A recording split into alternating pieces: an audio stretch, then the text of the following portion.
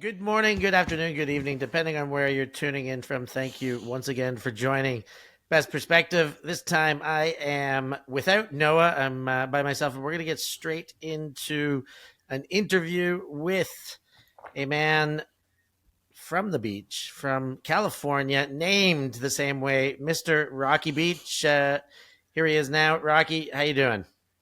I'm awesome. Thanks for having me. Yeah, my absolute pleasure. You are where you're in San Francisco. You're a San Francisco man, is that right? Yeah, I live in the Bay Area. Technically, I live in Oakland, but been in the Bay Area since 2002. Okay. And so we'll start from what's freshest. You are a great grandmasters player, a young great grandmasters, the youngest, I believe. Just breached in. You won yourself a world championship on the sands in Portugal. I was there. I got to call the game with the team Spangled. You've been home for about a month now, but tell us about that tournament, that experience, and how that all went for you. Yeah, it was an amazing experience. First of all, I first time I aged in was last year. I turned 48, and I was a rookie last year in this Okay. division. This year, 49, but still play grandmasters on the grass and GGM on the beach, and yeah, it was awesome. First of all, a shout out to Patrick and Sophia for the amazing work they did organizing it. Love the commentary that y'all did from the booth. Both I could hear it while I was playing and watched the game several times. I think y'all filmed us three times. First game against Finland, quarters against Notsuo, and then finals against Finland again. And each of them, just y'all like came up with new commentary, super entertaining, and on the field it was just awesome. Had a great team. Yeah, the experience was fantastic. Nice. You guys went undefeated. It was a great tournament. I think meeting Natsuo in the quarters was unexpected. I think Natsuo dropped one early and made that a pretty big game. I still remember the moment when Hollywood Husak chucked that disc into the back of the stands. But I mean, everybody seemed to be, and go back and watch the game, of course. But everybody seems so chill in Great Grandmasters. Even after that, you kind of talk to everybody. He's like, yeah, that's Husak. Yeah, he spat the dummy a little bit, and everybody's cool about it. But you kind of get that vibe with Great Grandmasters. It's still got this old school chippiness, but it's accepted and kind of forgotten immediately. Yeah, there's so many interwoven stories in that. I think we'd spend hours just talking about it. But I think the funniest comment that we kept repeating afterwards was your "that's super not cool." Yeah. So that was really funny. We love that comment. But the funny thing is, 2 months prior, or even less than that, maybe a month prior, I was sitting across from Hollywood at a dinner table at a wedding, and I'd played against him pretty much my whole career, from the like Notsuo days in Paganello when team I used to play on and Notsuo used to play to to Grandmasters. Currently, we just played at nationals against each other in Denver and had a double game point, luckily victory in the quarters. So it was really entertaining to get against chance against to play him again in Portugal. And yeah, he's a fantastic player, and that team, they've done a great job organizing it over the years, and yeah, I feel very fortunate to have played a great game against them and took them out in the quarters, and then had a double game point victory in semis, and then really great game against Finland in the finals. So Yeah, really the awesome.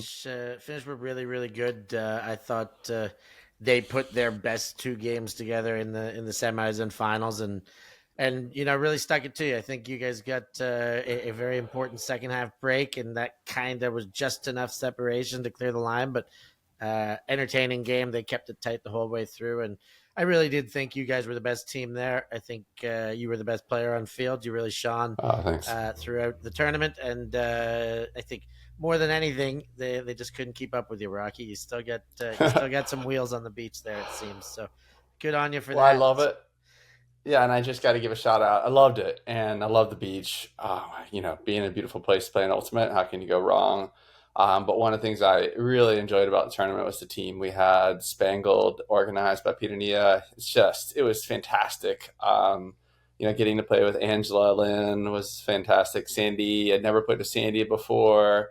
Our captains, Mark and Arlie, just did such a great job, and across the board. Got to play with some J-Lo for the first time. Just Yeah, a really yeah, the fantastic legends. experience. And yeah, legends. And I just felt very fortunate. I had a smile on my face the whole tournament. We kept each other in the right space to play together as a team. So it was awesome. Yeah. And so shout out to the Spangled crew for making it possible. Well, congrats again. And of course, if you make it to GGM, Great Grandmasters, it means you've probably been around the block a little bit, and that's what we're gonna Yes. touch on. We're gonna touch on where indeed that block started for you. Like, where did where did you start Ultimate? Where did you find Ultimate? Is, I guess, the way I like to pose that question. Or where did Ultimate find you? Yes. So obviously, Rocky Beach, hippie name. It is my real name. It's on my birth certificate. My brother's name is Sunny Beach. He's also a very close friend of mine. We, hippie parents growing up as a kid. My dad used to throw the Frisbee with me in the yard. I learned how to throw the barbecue backhand, but nothing along the lines of Ultimate. They were from the mountains of North Carolina originally, and there wasn't any Ultimate in high school or middle school back then. And so in that area, and so but played a lot of sports. Sports have been amazing for me and just been huge for confidence building and just like friendships and networks and communities, etc. And so yeah, started playing in college. I was a sophomore, and my good friend Pepe Smith, shout out to Pepe, tried to convince me to come out and play a pickup game. I actually went to UNCW, and UNC Wilmington has this, at the time, is when they were winning their national championships. And on one field was their practice, and on the other side of the street was like a pretty leisurely pickup game that we started playing in. And kind of never really overlapped, and we just played pickup 3 times a week. They would try to convince us to come and try out for them, and we'd be like, no, this is our style, and just loved playing. So I've been playing since been playing for 30 years. So I started when I was 19. Okay, so back in '94, that's when I first Yep. started playing myself as well. Uh, Yeah. and so you talk about Pepe. What was his last name? Sorry, Jones. Pepe Smith. Oh, Pepe Pepe Smith. Smith. Sorry, Pepe Smith. Real name also. Yeah, sick name. I want to ask you more about your name in a bit, but Sure. like when you did finally break through, you started playing the pickup. I don't know if you eventually played varsity at UNCW or played for that program. No. So Nope. where did you kind of like, start playing with some heavier repetition than 3 days a week pickup and kind of like who were not necessarily your mentors at this stage, but like kind of the people you noticed as like the best players around when you got going? Yeah, it's really fun. I had such kind of an eclectic career, right? And still playing. I love it. So I played pickup in college. In the beginning, we didn't have an end zone. We didn't have a back of the end zone. I think if you ran into the trees, you're out of bounds.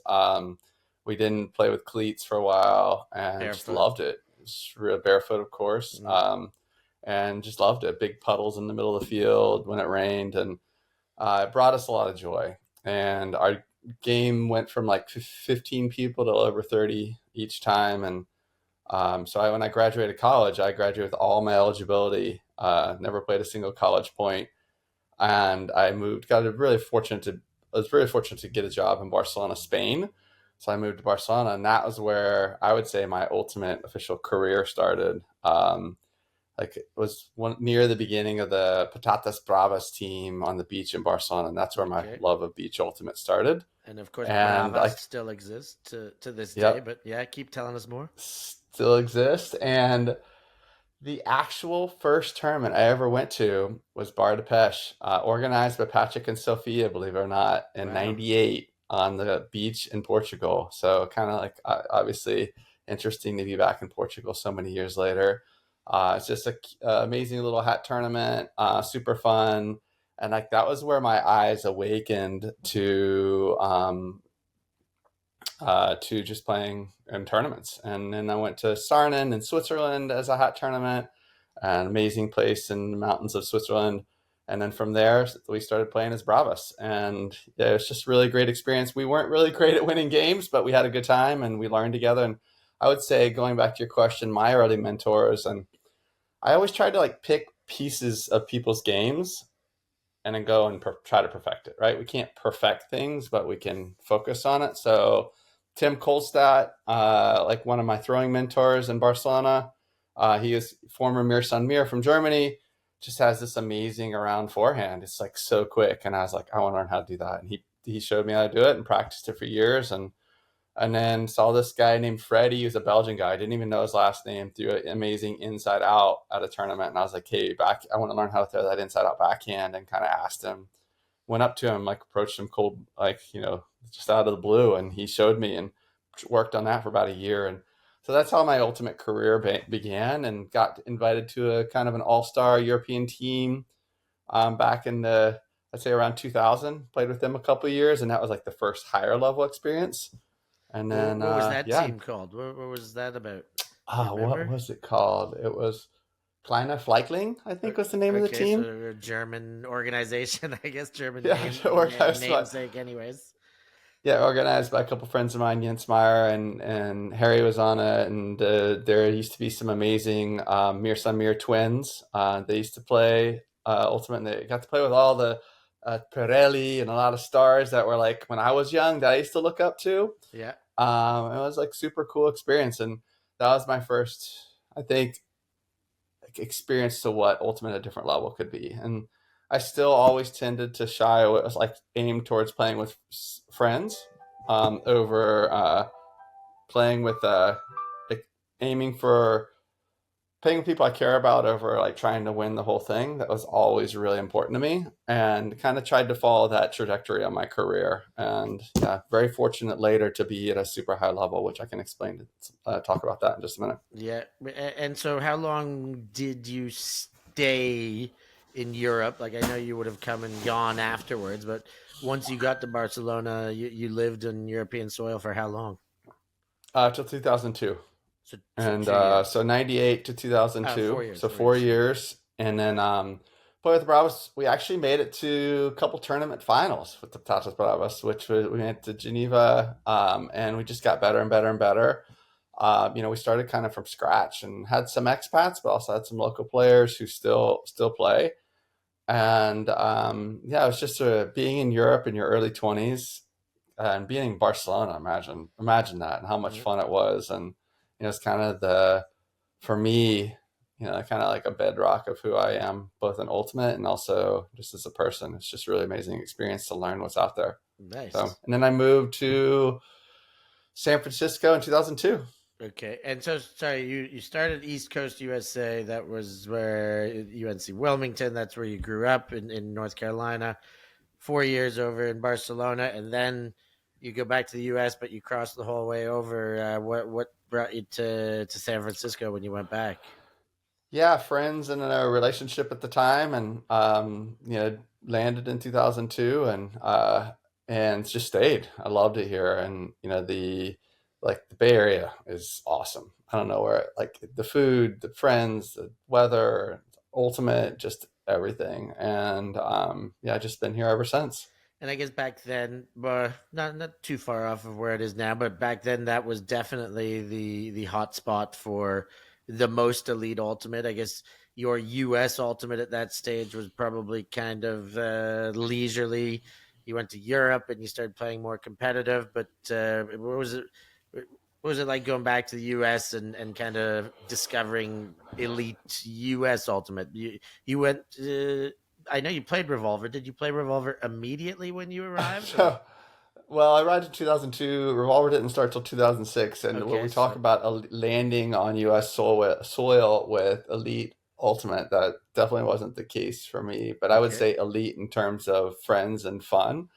I came to the Bay Area, and like the second day went out to, there's like a mixed team at the time. It's called Solid Gold. okay, Went to one of their tryouts, and then the following day went to it's kind of a pickup team that was just forming. It's called Big Rec All Stars, okay. and out of the Big Rec Field in Golden Gate Park in San Francisco, and led by some really close friends of mine that I'm still friends with today: Ray Fort, Sean Webb, Dieter, and a lot of great people. That So I went to their tryout and just like had a great time with them. It was just super fun, and it was like very much the vibe of what I had in Barcelona. I was like, this is what I want to do. And so I played mixed with them for 2 years, and then we kind of formed another team. And yeah, so I really enjoy the experience playing Ultimate. I'm incredibly competitive, as you probably saw in the field. I want to win every point.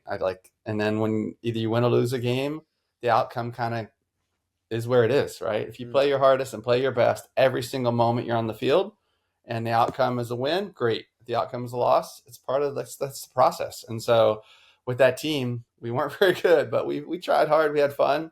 And in 2006, Revolver was forming. Jam had just tried to reform into Justice League, and Jam was like the big team here in the Bay Area on the Jam. open side. Yeah. Yeah, Yeah, Jam. yeah, yeah. They've won some national championships as well. Yeah, they won one national championship. One, okay. But during that time, Revolver was forming. Really close friend Nick Handler was putting a team together. My other close friend Louis Eisenberg kind of like convinced me to come and play, and yeah, started with them the first year and was a handler with the great Danny Karlinski. We were Right. catching the pole or throwing it to each other for years, and played with some amazing players, including Mr. Robbie Cahill, who just got elected to the Hall of Fame. So Yeah, shout out wow. to him. How long did you stick around with Revolver once you got going? So you played like the origins of Revolver. How long were you there for? Yeah, I was there for till 2010. Okay, shit. So, and I went out 6 on my years. own. I was like, I'm out. Meaning, like, I started when I was a offensive handler to start with, and then they moved me over to D line. So everything in my career was kind of backwards, right? You usually start out in defense, and then you move to offense. You usually start out, and a lot of people start out in open and then move to mixed. I did everything backwards.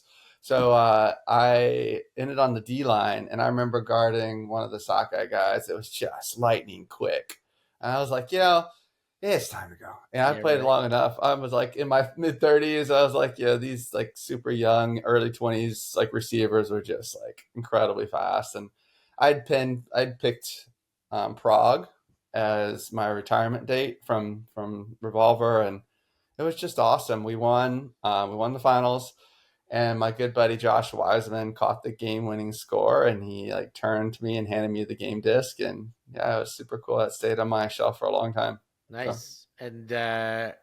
And so obviously you didn't stay retired. Maybe you retired from open. Was that I that? thought it was going to. I Ha, thought I was like, man, the grass just beats up your body, and I was like, does it I ever? need a break. So I So didn't like how play. long? Yeah, how long did you break for? Or kind of what brought you back? What was it? The Yeah. beach? Like, I mean, is that is kind of a standard procedure to kind of move into beach, or how'd that work for you? Maybe backwards again. Well, it's interesting story because I'd always played the beach. The beach is always my love over grass, and I thought it was just. I think it's just an amazing medium to play the game. Usually a little wind, which I love because I love to throw. And the windier the better for me. If I walk out there and there's like semi hurricane winds, I'm like, yes, it's good. Mm. Um, the so I'd always played the beach, even during Revolver. I for a long time I'd organized a beach pickup game in San Francisco on Ocean Beach, and forever it was like one of the highest I'd say level pickup games in the world because you get a lot of the Revolver folks coming out and some of the Jam folks, and you get a lot of the Fury players and like back then, like was become Nightlock, a lot of the former Zeitgeist and homebrewed players would come out and, it's just like amazing quality game. And we did that for over 15 years, just every weekend, except for during the season. So all winter long, we'd play on the beach. And that was prior to a lot of the beach movement in the US. And that pickup game was started by a good friend of mine, Chris McTiernan, who went to Paganoa for many years. And I kind of took it over from him. And yeah, it was awesome. So beach has always been, and I continued even after Revolver to play the beach and go to layout, and we'd go to Paganoa every year. And so, yeah, it was really awesome. And so that's where I'll go next. Like Paganello, like I guess you would have surely in your 4 years in Spain, you would have gone to a Paga or two. Maybe a bit less if you're young and playing open ultimate in San Francisco. Maybe you had a bit of a hiatus, but you've been to a lot of Paganellos. You would have gone back post Prague. I'm guessing, is that Is that about right? Yeah, we went to Paganella for I think I went 16 years straight, even when I was living in the U.S. So Okay, so three even years when you were in, Revolver, boom, Paganello comes yeah, and you're at Paganello. always. And those are the years we're playing against like the Notsuo teams. They change their name like Los Ox, or they would do kind of some word plays. But they're a really great team. They'd like bring over some of the top U.S. players and super fun to play against them. I'd always play with my European buddies, and it was always really, we'd give them some good battles. Sometimes we won, sometimes we got knocked out, but yeah, the Paganel was a big part. And then a group of friends and I organized a tournament in Barcelona called Copatanga, and that was like a big movement towards getting back to Barcelona, kind of what was like the roots of my beach ultimate. So Copatanga, is that a tournament you still try and get to here and there? I do go every year. Fortunately, it's like, my like life willing and my body being able to play it. The only person I think on our team that's been able to play all those years, at least a few points each tournament, is Jens Meyer. Mm. Jens has never missed a tournament, never missed a point. Like I think he missed one game because he had a business meeting and he flew in for the second game. But amazing that his own playability has been able to sustain. He still gets blocks on the young guys, which I don't know how he does Yeah, it. Yenzi's awesome. Uh, but yeah, the we still go every year. It's organized, like the kind of the heavy lift of the tournament is done by a couple local folks and a couple of our teammates, Rue and Mikel. I know you know Rue, but Mikel Prat is like a legend in Okay. Barcelona Ultimate. He lives up in Andorra now, but they do a lot of the organizing of the tournament along with Aran, a local guy, and they put together this fantastic experience. So high level on the field, like ability to meet each other afterwards, which doesn't happen a lot of U.S. tournaments. Is like there's like, because you play game to game to game to game, and then everyone goes back to their hotel, which I think is lost a lot in Ultimate, is being able to see and meet each other. And Copatongo we really try to focus on the fun and the party aspect along with the on the field play, which there's that combo is really important. So We much. gotta get ULTI.TV to come stream a Copatanga eventually. That would be You should. next level. We went to CFC this year, so anything's possible. But Well, well, that yeah, Belgian team won, and that same we saw, we're like that. They play kind of reckless abandon, and they have the athletes to make it happen. yeah, Like that's it. they beat us in the semis. Fantastic. Yeah. Yeah, yeah. Oh, yeah. That was, and I think the finals of Copatanga was a Peter Nia team as well. That was pretty stacked with a lot of household names from a couple years back, but still, yeah, a couple years back, not too far removed from being some of the best in the world as well. So exciting stuff at Copatanga always. But yeah, it Yeah, was Jet Set who got the win there. Jet Set got the win. Yeah, the But Belgian Jet guys. Set big season because they won the world championship, they won Copatanga, and they won Paganello all in the same year. So that's a big season for them. I didn't Uh, know they won Paganella also. yeah, they Yeah. won Paga Open Division as well. There's a huge season for them, and they had a very fluid roster. Let's say it was definitely not all the same guys at those three tournaments. So even more impressive to be able to like plug and play, get a couple new guys in, and still get wins each time. So good on them. You mentioned earlier you got hippie family. Your name Rocky Beach. Uh, yeah, first of all, do you have any other siblings? Yeah, I mentioned earlier my brother's name is Sunny Beach. Yeah. Yeah, he's the elder, so he got the name first. Okay. And yeah, my name Rocky Beach. I've always maybe picked on a little bit in middle school. We all get picked on for something, You right? got But Rapazzo, man. yeah, yes. It's like Beach is pretty good. Beach is whatever. pretty good. Now I love it. Yeah, now it's like it's yeah, hopefully my personality can back up my name, right? So it's but yeah, so my parents were definite hippies. I never get a really straight story out of my mom of what other Why? options, why, Okay. or yeah, I just get like random stories. I don't think they had any rhyme or reason. They just like thought it was cool. And my brother, they brought him home. I was even born at home, believe it or not, even more hippie. Yeah. But like my brother's born in a hospital, and they just decided to just have me at home.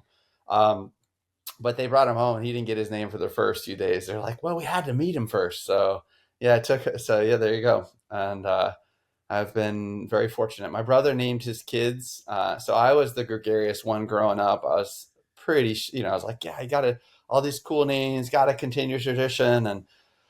And my brother was like, I don't know. And then they had kids, and his daughter's name is Shelly Beach, and his son is named River Beach. Oh, So there you nice. go. We have, it's a family tradition. Yeah, So it's a great tradition. I love it.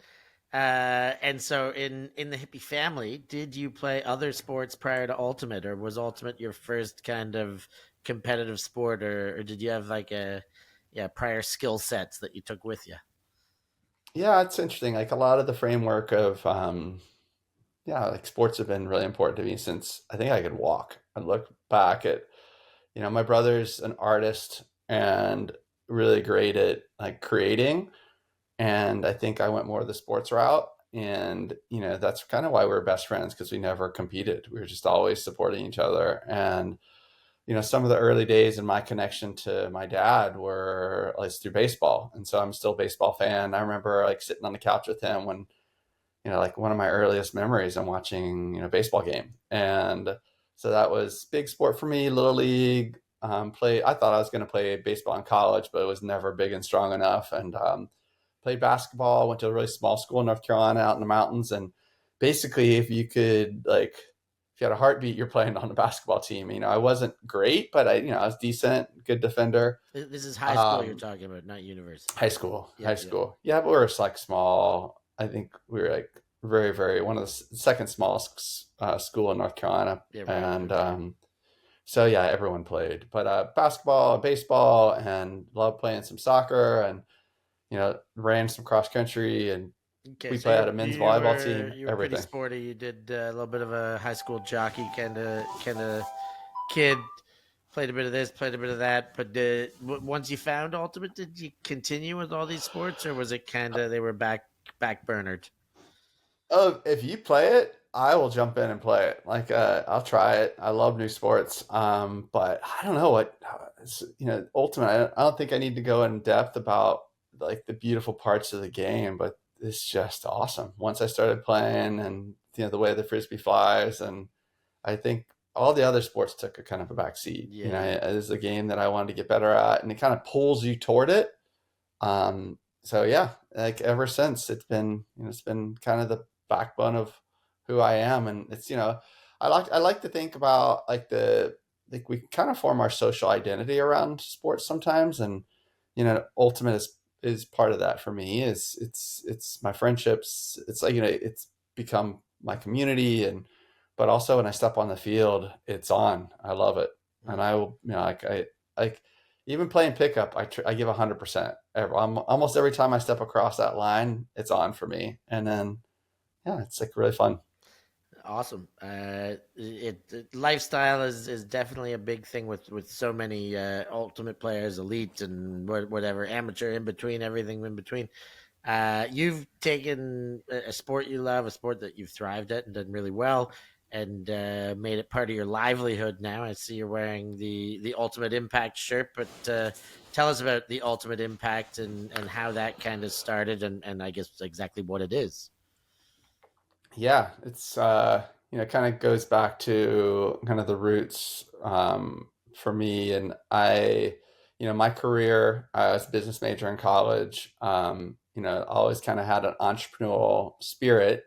But when I landed in the U.S., I started working for a nonprofit. I worked for United Way for many years, and did a lot of work in the community. And like my parents always taught me to just be connected with those things around me, and like I'm an environmentalist at heart, and really care about what's happening around us. And back in 2000, I think it was right around 2006, I took a group of my job at United Way was managing volunteerism, so connecting like corporate donors with the work that we were doing in the community. And so I took a group of volunteers from downtown down to Bayview Hunters Point, which is the underrepresented part of San Francisco.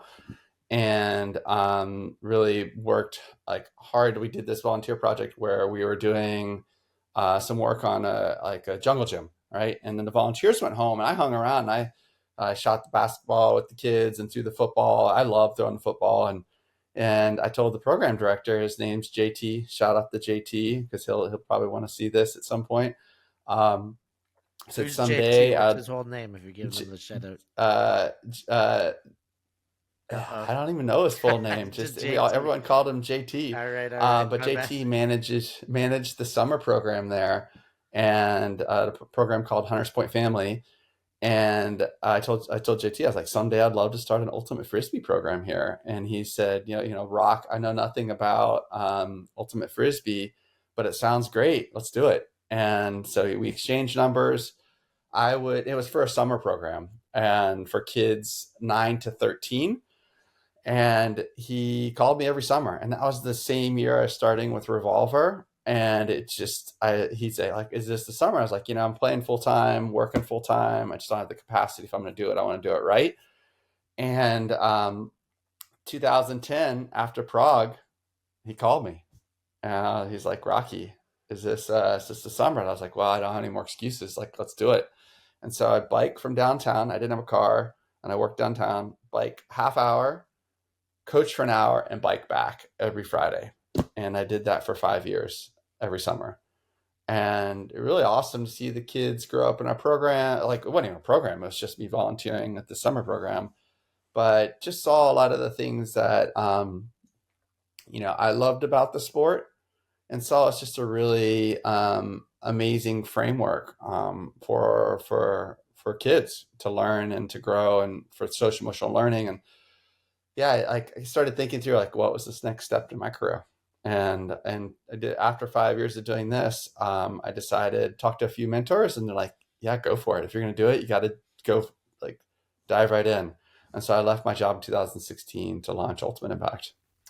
And so once you took it from this volunteer stage to once a week, and you launched Ultimate Impact, like it's essentially social work, if I've not got this, if I'm not mistaken, and please correct me if I do. But you're finding underprivileged kids in the Bay Area and San Francisco, and finding a way to get them to play ultimate. Is that to come out to the fields? Is this something that you bring to them, to their areas? Yeah, give us a bit more about how this evolved from volunteer to kind of to full time, and who it does impact, I guess.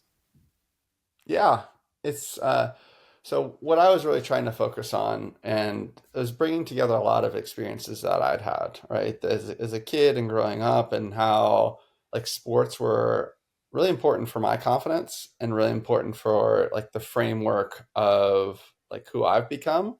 And also seeing like a lot of the community building that we've been able to, like, through Ultimate, and how strong of a space that is for all of us to go to, both in good times and times when we need support, and also combining this sport and competitive part of it. And so what I really wanted to aim for was, I think the world of sports and youth development, and where they intersect, is underdeveloped. So imagine, I think there's really great sports programs out there, and I think there's really great youth development programs, but how they work together and how they intertwine, I think we don't spend enough focus on that. Sports, either they focus on high level outcomes, or nonprofits focus on really great youth development, but using sports to do that. I think that is a space that I really wanted to aim for. And so launching Ultimate Impact, I was really trying to aim for that space. So being connected with families, really knowing what's going on in the kids' lives, consistency, right? Really looking at how we can show up so many in the communities where we work. Adults oftentimes like fail youth because teachers come and go. I've seen principals change 5 times in the last 7 years at some schools.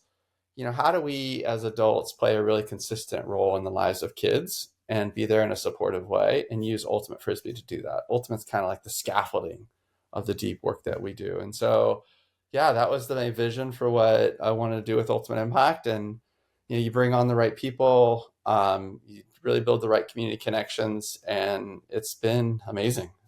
It's in a lot of ways, it's been a dream, to be able to do this work. And, it's a lot of hard work, but now after 8 years, we, with the right, bringing the right people together, we supported over 2,700 kids last year in Oakland and San Francisco. And, we consistently coach over 400 kids a week. And we start as young as kindergarten in some cases. So it's really cool. And so this is something that's totally integrated into the schools. You go to the schools in the Bay Area. You find the schools that have some outreach, some need for support, and you go to them on school grounds. Yeah, so there's different layers of programming. We've evolved as a program and how we deliver our services. I like to talk about how we put youth at the center of our services, and look at how we wrap programs around the youth, and what programs are most needed, and what schools need us most, right? How do we make sure we're in the right spaces and spending our donor dollars in the right places? And so we both have school day programming, which takes a while to develop, right? You need to get the right access to schools, MOU with the school district. The insurances are incredible. It's most importantly, you need to have the right people to do that. So people that are showing up consistently. So school day programming, we also do after school programming, and we also have programming on our own. So we have our own, Ultimate Impact Club team, where we bring together kids from more than 10 of our schools to play together, to build a community together. We also do tournaments on the weekends. We do field trips of one school versus another school. So we have different layers of components of programming. And you talk about having the right people. You've mentioned that a couple times. How do you source these people, and kind of who are these people at both the level, at the coaching level, who are there with the kids, maybe at administrative level, maybe at support level? What kind of people have you been able to get to kind of make this all come together over these years? Yeah, that, like, the secret sauce to what we do are the people that we have on our team. Both people who support us, right, as making sure our work continues and driving us through individual contributions and connecting us with support systems like city or foundations, etc.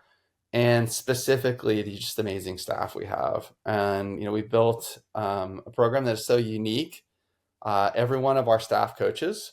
So it's an amazing thing that draws people to our work and keeps them at Ultimate Impact. This is theirs as much as it's ours, right? And it's also the Ultimate Impact brand, and the community we build is the youth. It belongs to the youth too, right? It's not just, if this is something that the youth wear the shirts at school. So it means something to all of us, and it means something similar, but also something different to each of us. And the coaches that we brought together is just amazing. I am in awe when I get to go coach with them. I still coach at 80 kids a week at two schools. Give a shout out to Brett Hart and El Dorado. So I still coach third, fourth, and fifth graders at those two schools. But our longest standing employee and teammate, his name's JJ. JJ came from a youth development background, but played Ultimate in high school, and he's kind of amazing. He's like Yoda working with youth. He's just really understands the connection between youth development and sports and social emotional learning. And I've learned a lot from JJ. We've also attracted amazing coaches from other parts of the country, like Coach Nicole Canning, moved out here for Ultimate Impact. Serafina, Coach Fina, as we call her, she's awesome. She came from the Bay Area youth scene, and national champion in Ultimate. So Coach Fina is amazing. Coach Robin Vickers Batstorf, RBB, plays on the Spiders locally and also on Revolver this year. Just an amazing coach. Coach Justin plays on Revolver. Actually, one of the captains of Revolver, Justin Lim, amazing. Coach Jeshin came to us. He actually saw Ultimate Impact when he was in India, worked in nonprofits. He's a big part of the scene in India, He came to Berkeley to do his master's degree, his MBA, and decided that this is like he's Ultimate Impact is the organization he wanted to work for. So he came out here for Ultimate Impact. Um, so just an amazing group of coaches, making sure I think I got everyone. And we have some amazing support staff. Lawrence is like our COO.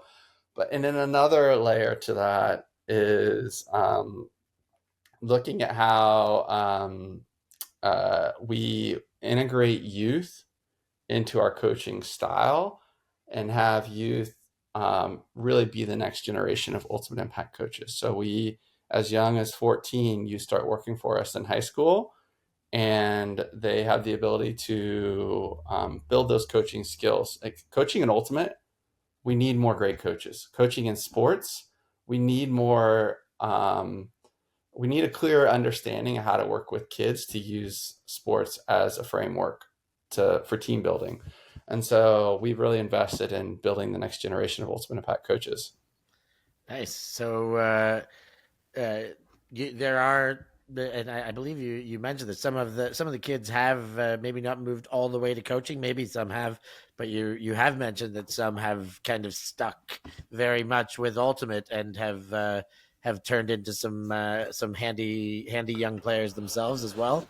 You're getting not only introduction, not only so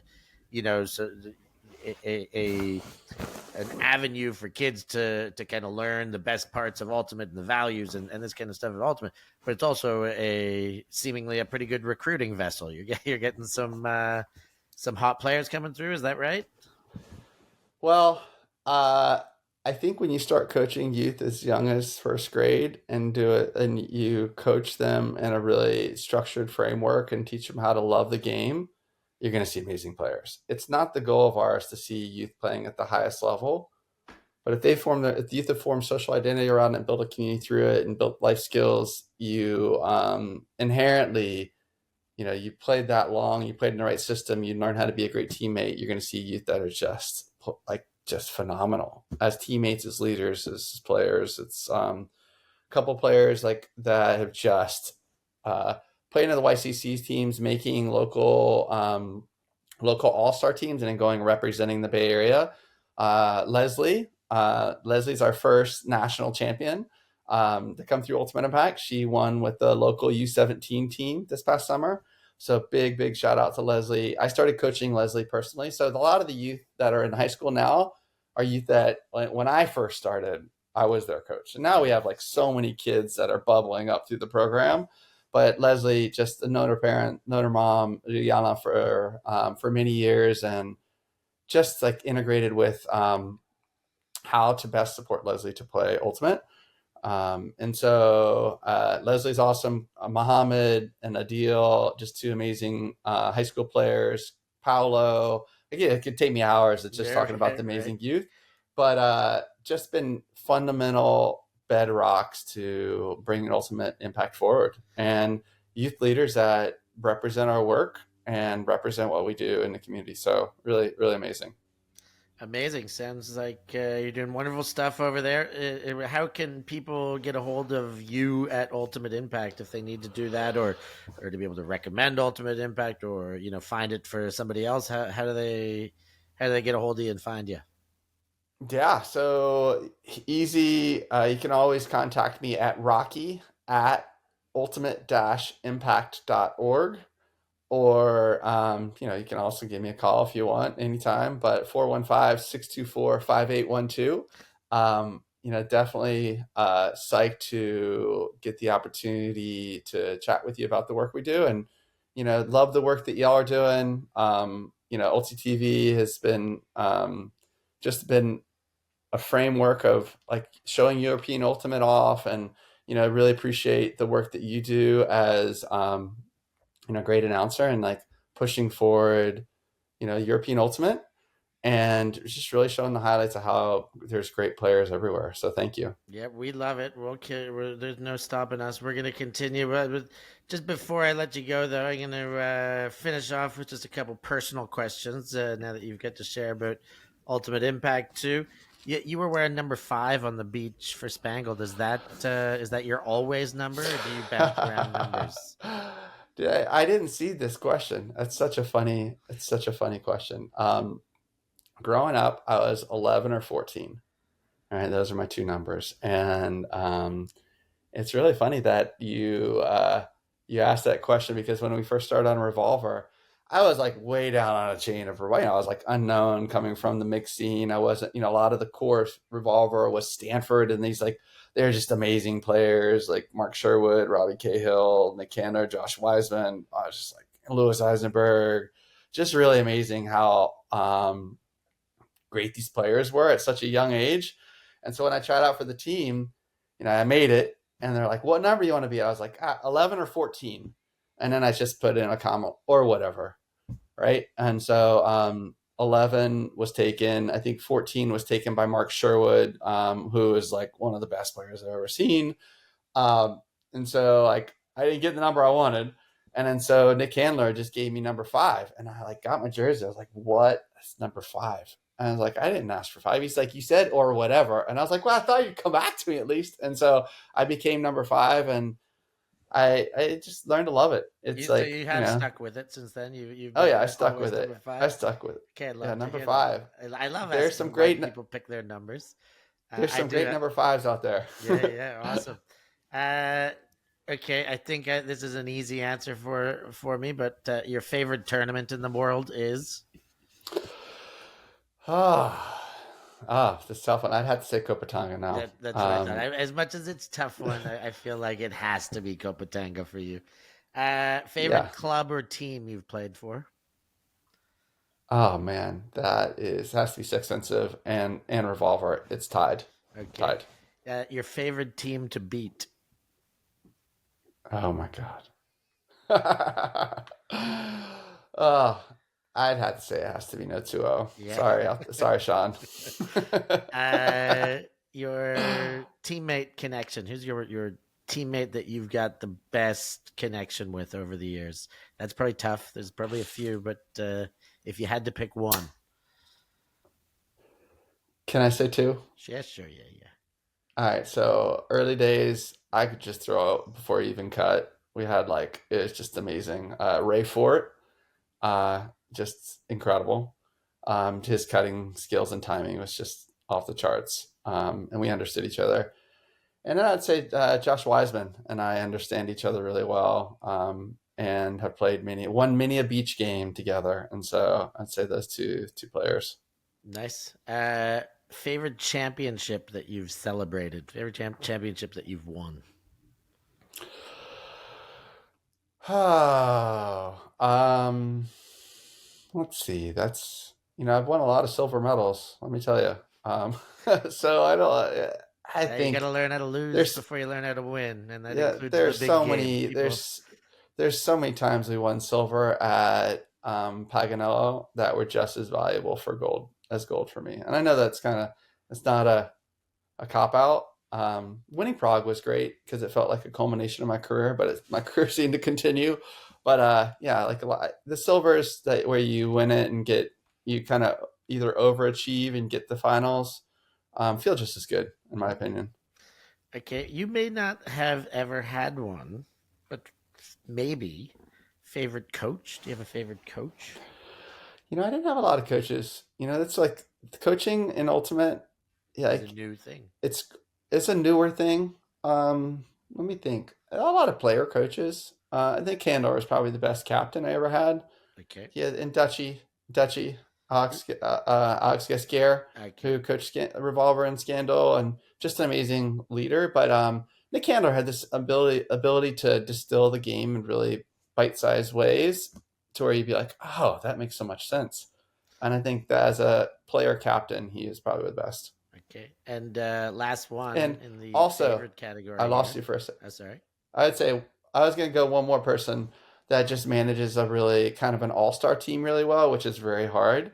It's like hard to manage players who are just kind of play their own systems, and that's Thor Moller.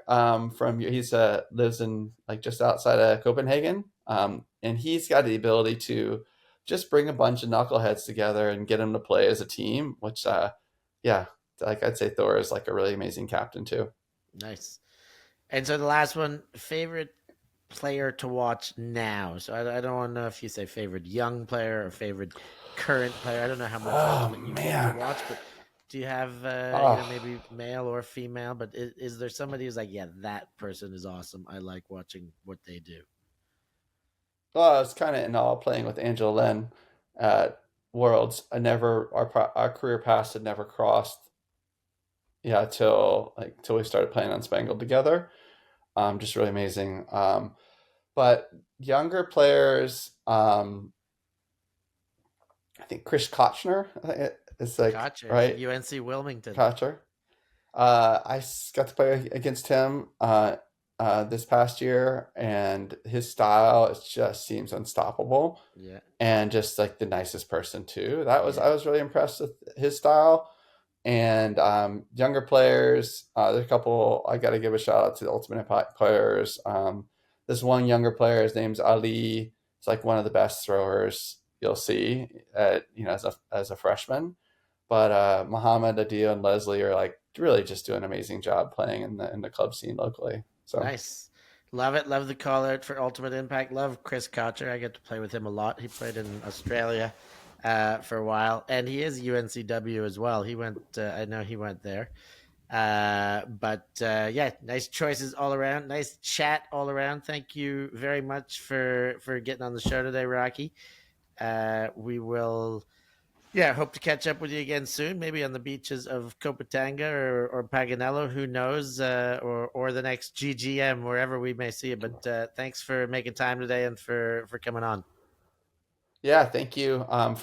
Giving a shout out to you specifically for your role as like bringing together just great players and really pushing our sport forward. It's just hearing the work, like your commentary and the work you do. You come into it in a really thoughtful way, and really appreciate you shining some light on players who might not get a lot of you know a lot of the public space, and just really thank you for the work that you do. And yeah, really appreciate you taking the time to spend with me today. You're very welcome. And I'll just finish with I think we had this chat when we first chatted. Is a lot of this is broadcasting in Ultimate is a pretty new thing, and there are too many players who were awesome and great and who did not get the benefit of being on too many broadcasts, or you had to be the best in the world to have one single game broadcast at some stage, and that's a shame that happened. But these stories exist out there, and these players exist, and these people exist, and that's why we're talking to you, and that's why I talk to a lot of the people that are masters age and beyond, and I think it's very important for the current state of our sport to have some a bit more depth of what happened in the history of our sport, and for your part in that, thank you once again for being with us and for sharing your tales. Thank Awesome. you. Well, Awesome. thank you all for watching. Best Perspective again. For me, Stef Pazzo. I've been with Rocky Beach. Thanks for joining us. We'll catch you next time.